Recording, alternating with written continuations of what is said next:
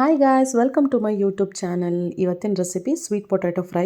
ನಾನು ಇನ್ಸ್ಟಾಗ್ರಾಮಲ್ಲಿ ಫುಡ್ ವ್ಲಾಗಲ್ಲಿ ಪೋಸ್ಟ್ ಹಾಕಿದಾಗ ಎಲ್ಲರೂ ಕೇಳಿದ್ರಿ ಹೇಗೆ ಮಾಡೋದು ಅಂತ. ಇವತ್ತು ಈ ರೆಸಿಪಿ ತೋರಿಸ್ತಾ ಇದ್ದೀನಿ, ನೋಡೋಣ ಬನ್ನಿ.